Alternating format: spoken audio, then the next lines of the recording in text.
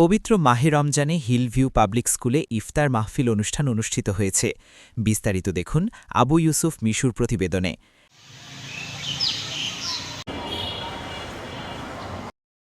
Hillview public স্কুলে পবিত্র মাহে রমজানের ইফতার মাহফিল অনুষ্ঠান অনুষ্ঠিত হয়েছে।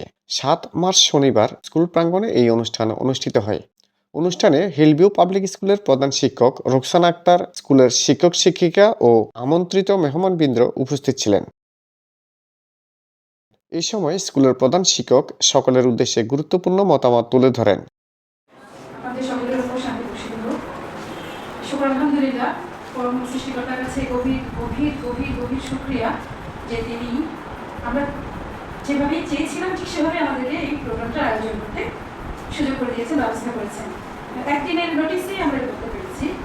হিলভিউ পাবলিক স্কুলের আমরা প্রথমবারের মতো একটা ইফতার আয়োজনের ব্যবস্থা হয়েছে। আলহামদুলিল্লাহ। তো আজকে খুব বেশি কিছু নয়, আমি শুধু দুটা কথা বলবো। সেটা হলো এই যে রমজান মাসে অনেক অনেক অনেক তাৎপর্য আছে।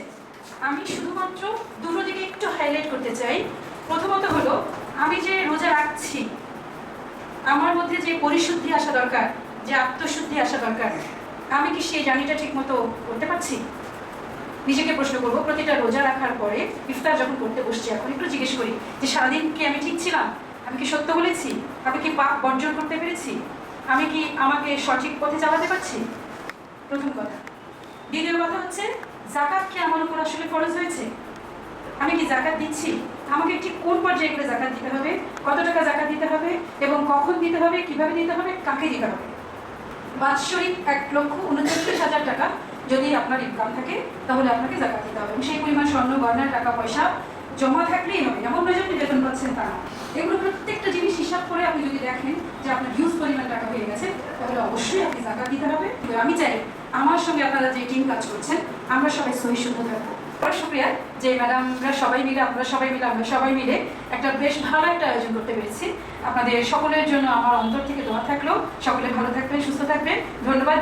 ربنا ظلمنا أنفسنا وإن لم تغفر لنا وترحمنا لنكونن من الخاسرين رب ارحمهما كما শেষে দোয়া ও মোনাজাতের মধ্য দিয়ে অনুষ্ঠান সমাপ্ত করা হয়। আবু ইউসুফ মিশু, এবিসি বাংলা। এতক্ষণ আমাদের সাথে থাকার জন্য ধন্যবাদ।